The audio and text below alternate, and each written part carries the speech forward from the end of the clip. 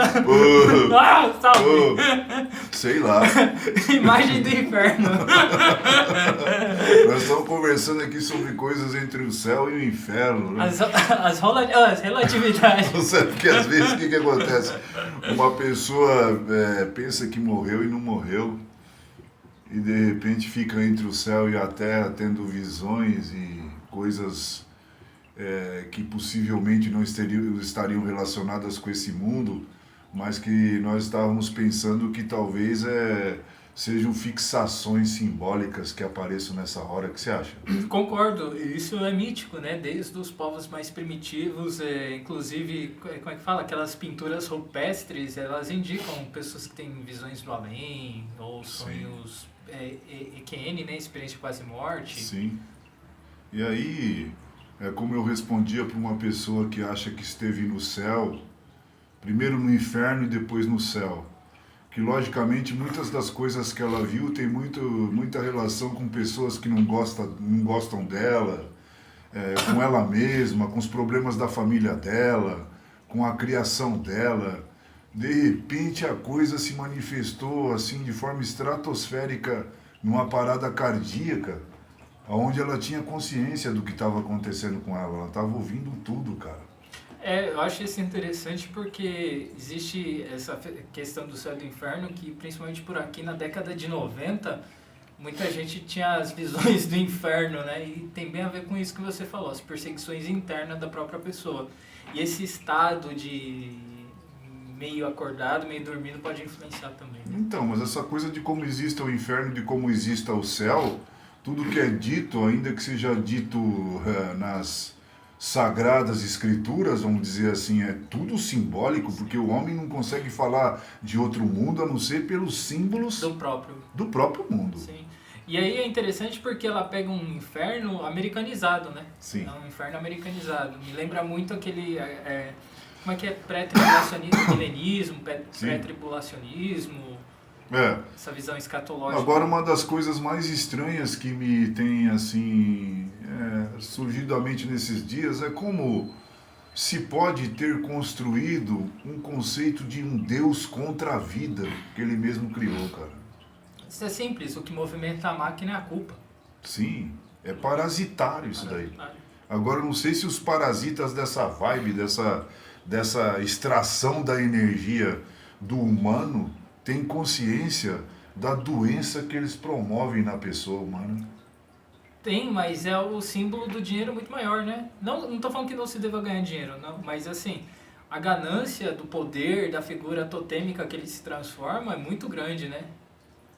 Porque, exemplo, você vai ter uma vida, você tem que pedir autorização para que eu dite se você pode namorar com fulano, com ciclano, se o emprego é bom, se a faculdade é ruim. Sim. Ele se transforma no pai. E talvez socialmente ele não tinha importância nenhuma, mas quando ele vira um sacerdote do sagrado, ele se transforma em alguma coisa que ele queria, né? Os sacerdotes e os ditos santos, os ditos bons, são as piores coisas que existem na visão de Nietzsche. Por isso que ele dizia que jamais gostaria de ser visto como um santo, e sim como um palhaço, cara. Mas é interessante porque até o próprio Cristo, na interpretação de quem escreveu os evangelhos, é um Cristo para a vida, né? É um Cristo do cotidiano. Se não fosse pedido, ele não tinha feito. Mas às vezes essa igreja de hoje, ela é agnóstica, ela é docética, porque do ponto de vista do evangelho de João e das cartas que João escreveu, inclusive o livro de Apocalipse, a igreja de hoje é agnóstica, ela nega completamente a humanidade de Jesus. Sim, verdade. Ele é quase um fantasma, um ser fantasmagórico. Daí como você me mandou aquele texto de que todas as coisas cooperam para o bem dos que amam a Deus, eu fui reler essa coisa, e é por isso que eu estava te dizendo que o que eu estou lendo hoje, eu não consigo ler da mesma maneira que eu li. E daí você fica vendo do objetivo de nos conformarmos com tal imagem, como se Jesus fosse uma imagem arquetípica.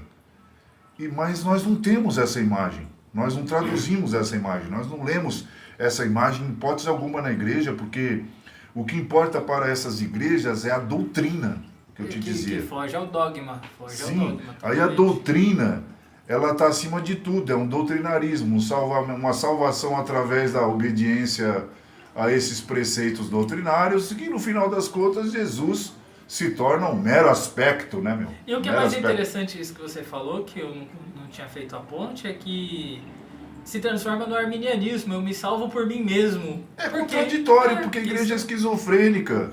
Não existe um estado de graça. Essa semana eu estava lendo essa situação sobre o estado de graça, que não é a mesma coisa, no mesmo nome que se dá na China, não é o mesmo nome que se dá no Japão. Na Índia. Quando eu tô gostando, sabe, eu tô numa situação assim, tipo numa música ou coisa assim. É um estado de graça. Então, mas a igreja ela é completamente contraditória, ao mesmo tempo que você percebe naquele capítulo que não se deva fazer nada para se chegar a lugar nenhum, porque tudo já foi feito, mas nós cometemos a gafe de pensar e de fazer, cara, no dia de hoje, por exemplo. Talvez esse seja a maior dificuldade é descansar.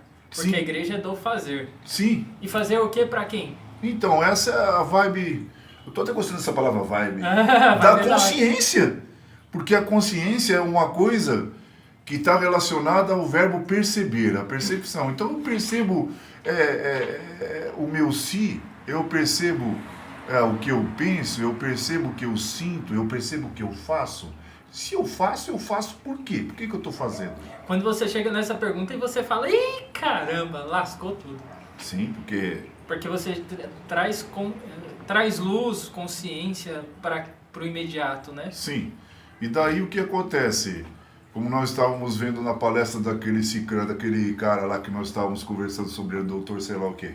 Eu não lembro o nome dele. Aí o que acontece? Uma coisa vem sobre a outra e a outra tem que ser deixada. A vida é essa. Mas na igreja não pode, porque você é um ser... E para a igreja é a possibilidade do imutável, né? Porque, Sim. um exemplo, a doutrina que você falou, ela é imutável. Sim, Se eu mudo, eu já me transformo num apóstata, eu já me transformo num desviado da fé. sim. Então, para eles, você tem que ser moldado e ficar. Porque aquele é o molde perfeito. Então, nesse sentido, eu diria... Caixa de procraste, que chama? Caixa de Pandora? Não, aquele cara que, se você não servia na caixa, tinha que amputar o que ficava para fora, se faltasse, você tinha que ser esticado. Acho que é procrastes. Sim, então, mas é uma situação que Essa é a vantagem do computador estar perto. nos leva a uma reflexão interessante, né, meu? É que eu penso eu, né, que a igreja ela parou no tempo, a igreja reformada não se reforma mais. Porque de certa maneira o privilégio de muitos, o status quo cairia por terra, né, meu? Então, como na consciência do rei, os súditos têm que ser preservados numa consciência física ou fixa, sem perguntas, só com as respostas, né? Só com as respostas. Mas como é que você vai responder alguma coisa que não foi perguntada? Então, mas logicamente num esquema fechado desse, num sistema fechado desse, você não pode fazer perguntas. Elas já estão respondidas. E mesmo que você pense em perguntar, é bom que não pergunte. Tipo, quem é Deus? Aí vem um catecismo dizendo, ele é um espírito, pá. Qual o fim do homem? Então, várias respostas, né? Prontas, né? Mas será que esse Deus é o que Deus queria que fosse? Porque, posso esticar um pouquinho esse chiclete? Fica aí. Porque o que eu acho interessante é o seguinte, é por isso que eu acho que o cristianismo falha. Porque, mesmo você pegando o Antigo Testamento, que é mais quadrado, ou o Novo Testamento, em nenhum momento se percebe isso que tem feito, mas Deus é um Deus relacional. É tipo, me conheça, eu te conheço, embora seja uma impossibilidade, mas é um Deus de apresentação. Jesus é uma pessoa humana. Sim. Ele cagou, mijou, teve tesão. Tudo. Mas nós negamos tudo. Né? E isso não pode ser Ou negado. nós E ele gostava escondemos. gostava de trocar ideia. Sim. Ele andava com 12, não era possível. Beber, comer, descansar, dormir, viajar, pô. Trabalhar tudo, no meio do caminho. Tudo. Mas a gente esquece dessa humanidade que Deus está no mundo. Aí vão falar que a gente é o quê? Universalista? Sei lá, rapaz, que tipo de estigma, que tipo de alcunha, né, como diz o ditado, poderia ser colocado nesse tipo de situação, né? mas que, por exemplo, alguém dizendo você estar afastado de Deus. Eu falei, é impossível isso daí, filho. Você está confundindo estar afastado de Deus com afastado da igreja? Mas é impossível se afastar de Deus. Sim. Ué, ele não é onipresente, Como onisciente, também não é possível onipotente? deixar de ir com Deus. Vá com Deus, suponhamos. Vá com Deus. Você fica com Deus porque já acabou o nosso tempo. Não tem como.